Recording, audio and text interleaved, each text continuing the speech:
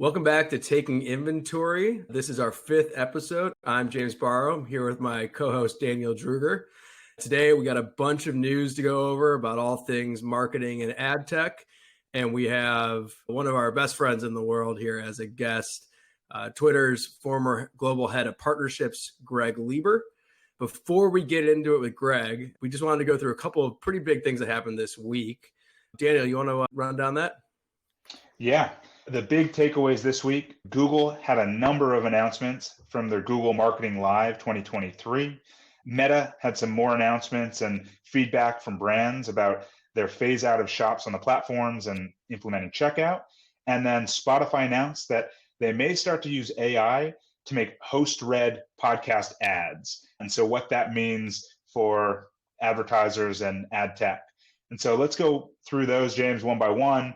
One of the big announcements at Google Marketing Live this week was that search ads are soon going to be automatically adapting queries using generative AI. What are your thoughts on that? They've got a ton of AI that they're implementing in all of their products, but search seems to be one that they're really embracing. Yeah, I think it's another example of just like overall consolidation in terms of the user experience for consumers. I was playing around with ChatGPT's plugin, which is effectively the same version of this. And it really kind of makes you realize how, in search, it's going to be, you search for a query and you're going to get back a ton of basically videos, images, kind of all your information right there. And so I think it's going to lead to the importance of quality, like creative, the importance of quality content is just going to become even more important as a result of this. I think the other thing that people just sort of have to think about, and I don't have like a strong opinion quite yet, but like I don't even know what it does to websites themselves, because like so much of this is going to end up being search leading you to like the actual point of sale or the point of content, that I think it's going to lead to just a kind of a re-architecting of kind of everything on the internet, which isn't too dissimilar to what happened with like desktop to mobile. But I think it has broader implications than just like a different search result. I think it's going to end up being an entire new experience for people as they're kind of browsing the internet in general. Yeah, it's definitely going to change kind of that search journey of just going from individual search to individual search. It's going to be a more fluid conversation, I think, when you start looking for a trip, and then from there, what items do you need to pack on your trip, what things do you need to book as far as flights or trips that you're going to go on, mini trips on that vacation. And I think it's going to usher in a new era of search. But that was one of the major announcements. It made me really appreciate whether it was intended or not.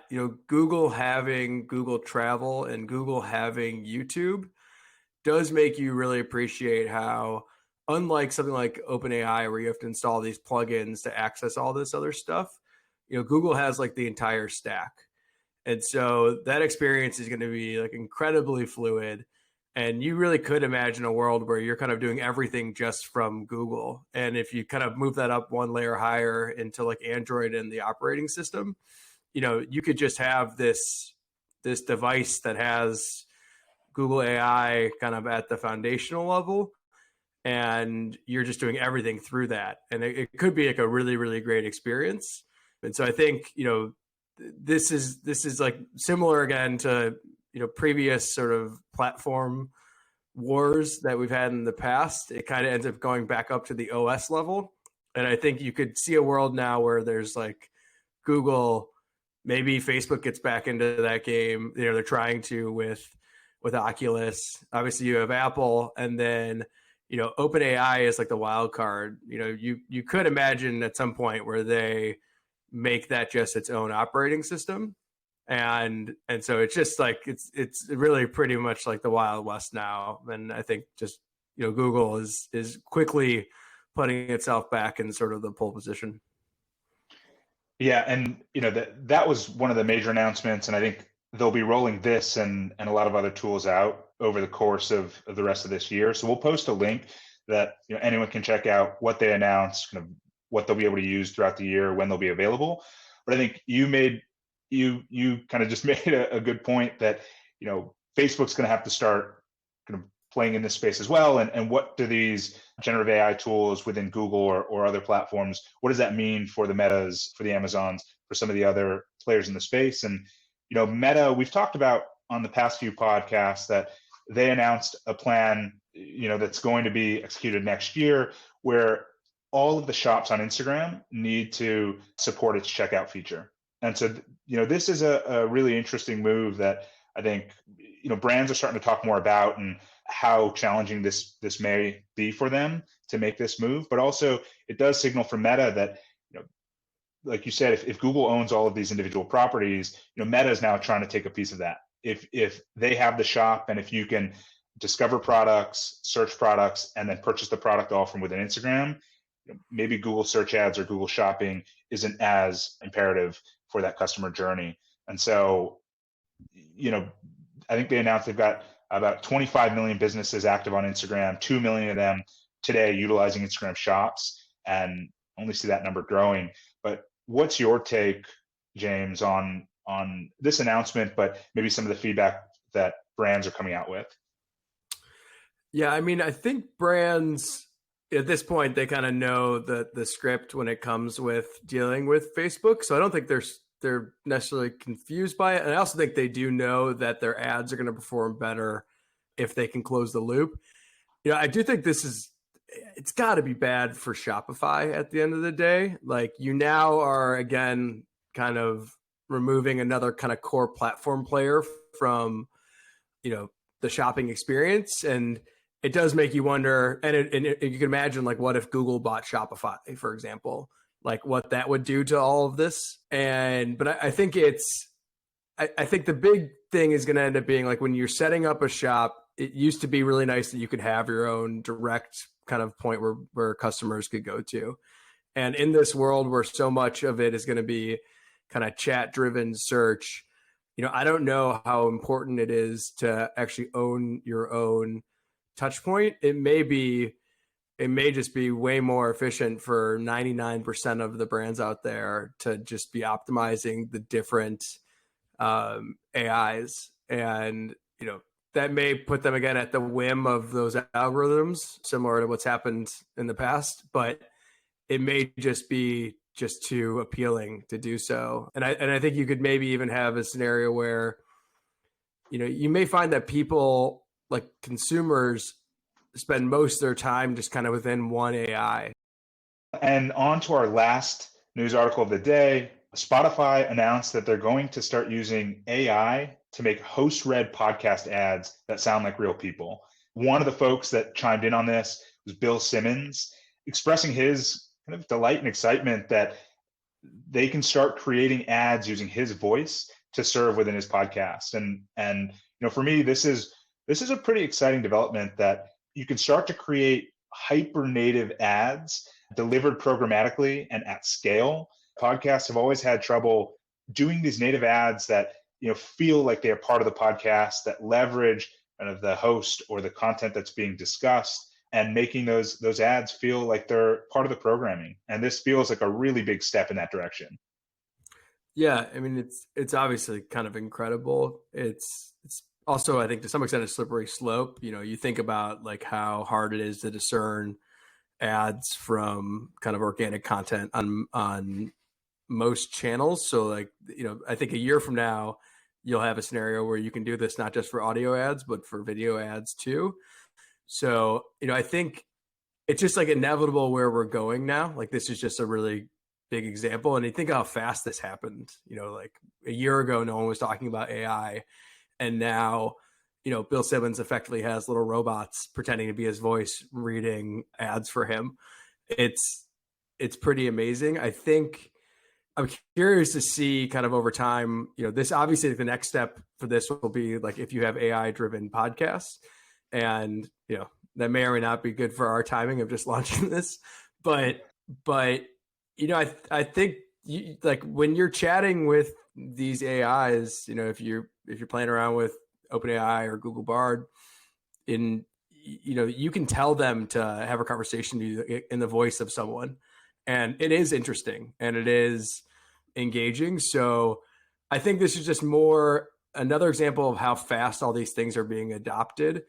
And you look across the board, like whether it's Facebook, Google, Microsoft, Twitter, now Elon Musk is starting his own AI company. Like AI is being injected into everything. This is sort of unlike anything I've seen other than mobile, where like everyone was creating an app. This probably is, and this has been said before, like on Twitter, like this is the real Web3 as opposed to crypto. And I think it's just going to make a huge impact on anyone that is monetizing content. And this is just another example of that. Well, I guess until AI actually takes over the podcasts, we're going to keep bringing real people, real guests on. And with that, we're really excited to have one of our best friends, as James said, Greg Lieber, join us today. Greg is an experienced business development, partnerships, and product leader with over 15 years of experience in ad tech. Greg was a co-founder at Shift. He then went on to lead partnerships at VaynerMedia, was an early employee and led partnerships and grew that team at VidMob. And then most recently was the global head of partnerships at Twitter. So, we're really fortunate to not only have Greg as a friend, but have him on the podcast today and get his insight on what we're seeing in the ad tech landscape today. So Greg, welcome to the pod. Thanks so much for having me, guys. It's just for you. I wore my original edition Shift t-shirt. It's my personal favorite one, designed by Julius, but it's obviously one of many still. And even just being here brings back a lot of memories. So I'm probably your biggest fan and most avid listener. Well, we appreciate that, Greg. So as someone who I've worked with in ad tech for, I guess, 15 years now, I think probably knows more about, in particular, the creative partnership ecosystem than probably anyone. We keep talking a lot about AI and creative. Do you have a point of view of like what that means? Like obviously, like you've seen it at Vayner on the agency side, and then at VidMob, they really did kind of, I think, probably the big first kind of creative tech platforms out there that's really got to kind of big scale. What do you think is going to happen given all of this automation and AI stuff in that space? It's great. It's funny. We're at Vayner. I was there in 2016, and it was, I guess AI existed, but certainly not remotely what it's like right now. There had been this divide, right, between automation and things that, platforms or even what VidMob was doing and what the agency was doing. That was part of the appeal when I joined VidMob, why I actually did that. Because I just saw, right, there's something a little antiquated about the agency model, the traditional agency model, but something that they can learn from and perhaps integrate in a better way at some point. And, as like you mentioned, VidMob was really early in that. And so they had built really impressive technology to help read video and to help understand and obviously are still doing this. The future will be interesting, right? I think you have, I'm of a couple mindsets sometimes when I think about what that will be like. I don't think you will have an entirely automated creative landscape where everything is completely AI generated. I think everything will need to be outcome driven. Maybe you, James, who mentioned this in a previous podcast, where just everything, the future marketing, it's just all at this point going to be outcome driven because the tools are now in place to do it, right? And we're getting to a place with creative where you're just going to be able to spin up these assets in such a fast, intelligent way and of higher quality than I think we've seen before. But I do think there's going to be a combination. I still think from like the strategic side, you're going to need some layer of education, some more direction. So I think I don't think the role of the strategy director or the planner is necessarily going away, but certainly the production side is going to look massively different. I think it already is. I think I am often, I wouldn't say spam, but I see a ton of ads and I learn a lot about companies that are just spinning up this insight driven creative where it's done in seconds. And so I think the companies who may not be able to advance to the next round are the ones who are devoting too much into the manual side of this. And I guess, given like that, you worked for Gary Vaynerchuk, someone who's been so instrumental kind of in the agency world. And given it sounds like you think there could be this commoditization on the tech side, you think these sort of great agency sort of strategy people, like, are they here to stay? Like in a weird way, is it fair to say that your point of view is that like the agencies may be more valuable as all of this tech gets more accessible? Yeah, and I think the winning, Gary's a good example where, I, I think when I was there, it was sort of like at the cusp. Gary was pretty well known, I think, at that point in 2016, but I think it was really on the cusp of his breaking into superstardom and just being on everybody's phone. And so, but I think what a lot of people don't realize or maybe not know about him is about like how smart he really is. And I remember him when first meeting him, basically delivering Shift's pitch to me, and just you understood the ecosystem and the product as well as anybody who worked there who was expertly involved. He's just really good at understanding where these things are going and knows where, and I think invests where he can be additive. So I think that using that model, I think the agencies that really win here are the ones who are really additive to it, right? And not just labeling themselves as AI experts, but maybe rounding up a partner program, right? Or some sort of layer of some type of product within their data suite that allows brands to pick out, just better monetize their audiences, right? So someone who's doing something really interesting with it, but not just being there advising on an AI strategy, right? And so I think they're all thinking about this right now. I think over the past year, a lot of them have staffed up in this area. They're bringing in AI experts and trying to figure it out and develop the POV where they're going to lead. And it's Greg. I mean, you've seen so much in the ecosystem from tech partners, whether it was from Shift at VidMob, both as a partner and onboarding partners, and then at Twitter, kind of leading that entire function. What tangibly does a new kind of tech partner look like in this kind of new evolution? I think we've seen campaign management kind of move to the Creative Suite. We've seen Creative Suite, as you've said, move to kind of new areas. What does a company actually look like more tangibly in this new environment? I think what is going to happen is, and I'm not sure if you guys, I know we were talking about it a little bit offline before, but this announcement that Microsoft made earlier this week, basically I'm not sure if it was a conference or an event, but Microsoft announced this ecosystem of AI-powered apps and services with plugins from third-party developers. I think they're calling them co-pilots. It's a really cool name. Today in their world, this means these are apps that use AI to help people do certain tasks, like write emails or create images. And from what I was learning, I was getting a sense that it revolved around the office, right, and the workplace. But you can see where this is going in terms of ad tech. I see a world where there are, an ecosystem of AI plugins, right, developed by third parties that take brand creative and performance data and from that information, they can develop a cohesive, organic or paid content calendar for them, right?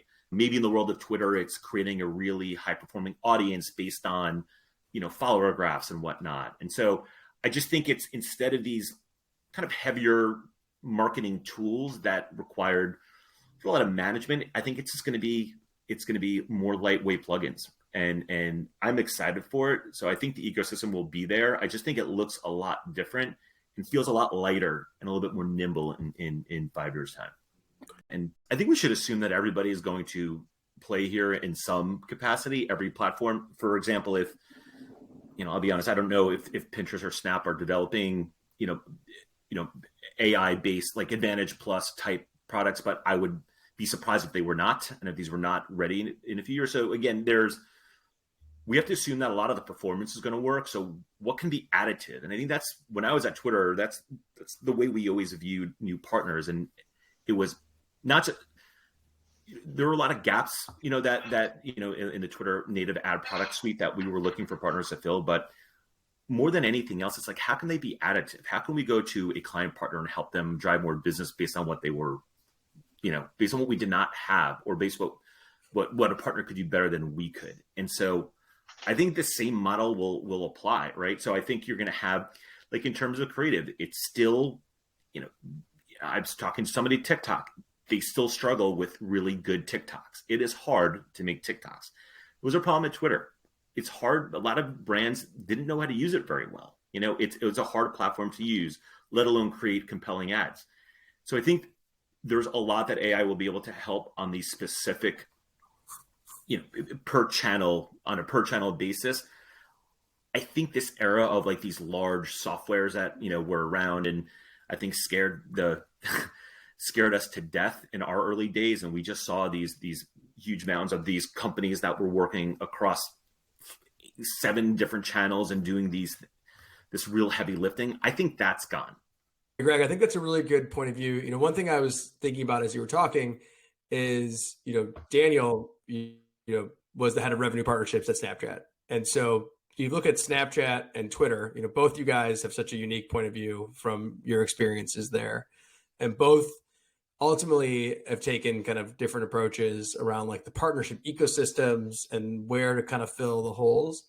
I guess, you know, Daniel, do you agree with kind of Greg's point of view here that like it's going to be lighter, or do you think there is an opportunity for more of these sort of standalone software businesses? I'm just kind of curious, given you guys come from it from such a different, you know, perspective, and especially given like Snap was inherently private and Twitter was inherently public, like if there is a different point of view you have from that experience.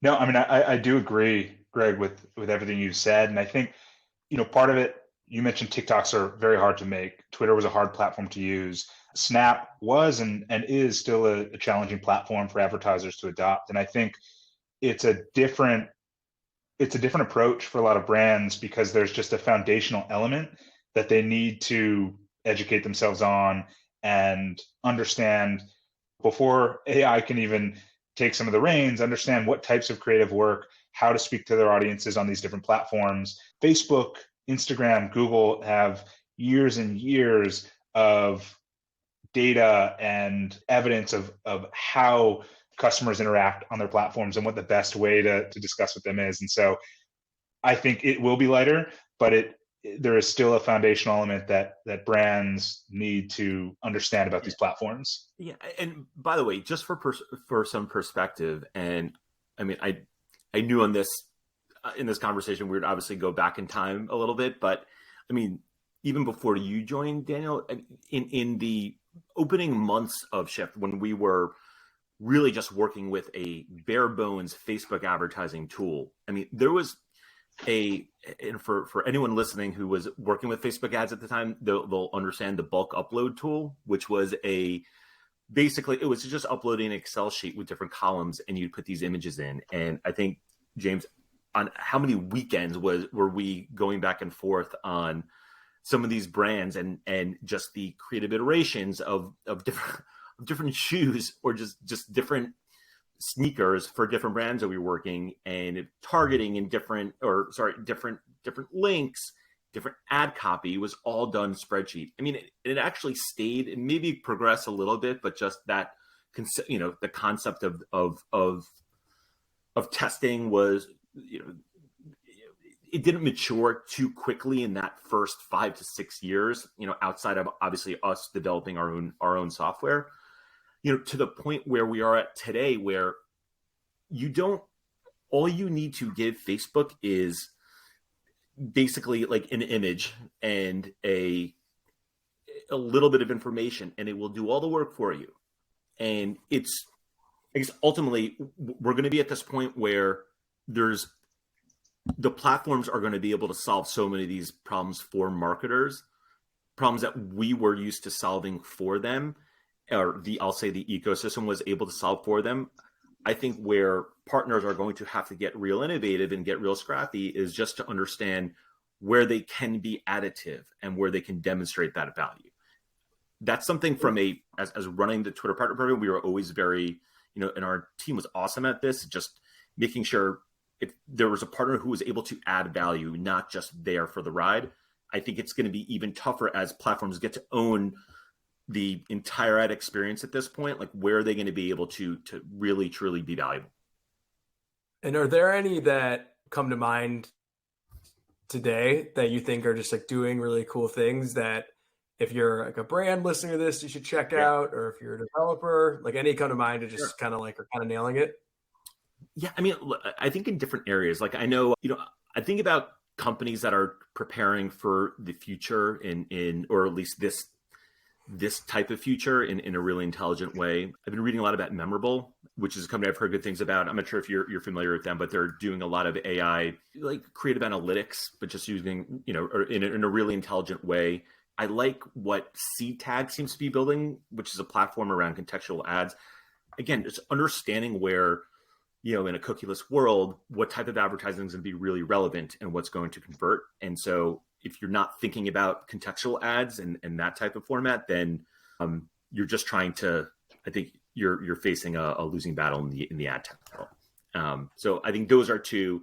I also like companies, and I mentioned some of these, in the past, but that may not be completely, I think, in the traditional vein of platforms. I think there's a search company I've come to know a lot pretty well recently called Ad Marketplace that helping apps and publishers build out their search experiences. And, they work a lot in the buy now, pay later space. And again, I think you're seeing a resurgence of search. Instagram just added that to their API. There's TikTok just piloted this last year. And I think people, brands are going to other places besides Google not brands, users are going to other places besides Google to search, right? And so search is hard to build. So, why not work with teams that know how to do this well? I think Rocked is really interesting, and I know they're growing pretty significantly. They work in the e-com space and they develop products that convert customers upon checkout. So again, that's just something that hadn't been thought of. At least I hadn't been thinking a lot about that. And when I started learning about that, I thought it was pretty interesting. The companies outside of ad tech that I like as well that are using these tools, but I'd say those are just some that come to mind. Yeah, and it's with that, we love to ask our guests kind of their point of view as we fast forward into the future, and understanding that there's a number of these types of partners playing in this space, that the platforms are all evolving in different products and at different speeds, certainly. And then obviously with the introduction of AI into almost everything. Yep. What are your predictions, and what does the ad ecosystem look like in 5-10 years? Who wins, who loses?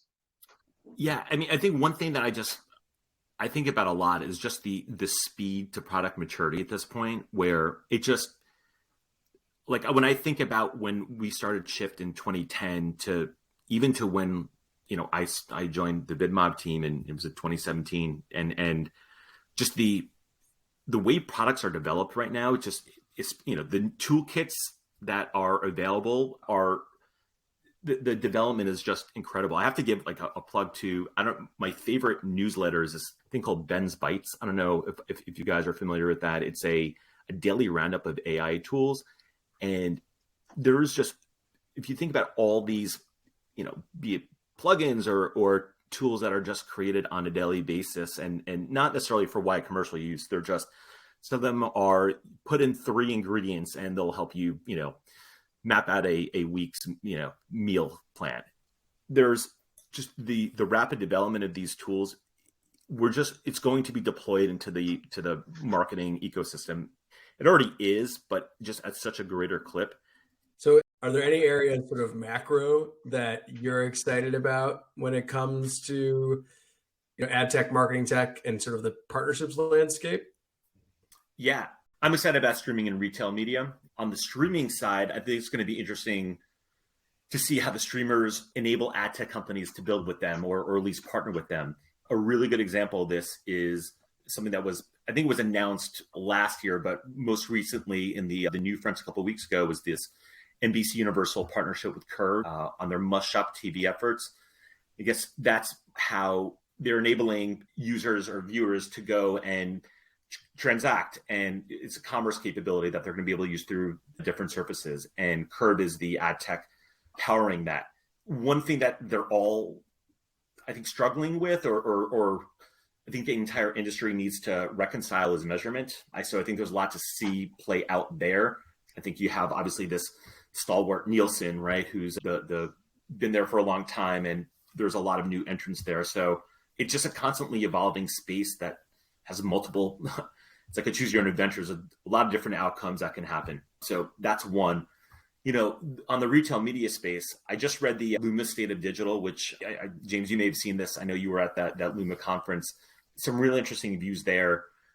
I know they focus a lot on the retail media moving off platform, which I think is really interesting. And again, a lot of these things have just become realities even since I left Twitter, where, you have this really exciting phase of deal making, right? This Kroger and Disney Plus and Roku and Instacart. I think those are really good examples of what we'll see more. And I just think it's another step in the evolution of this space. So I think those are two areas, in addition to what we talked about as far as like what these platform programs, I think these all look really different 12 months from now.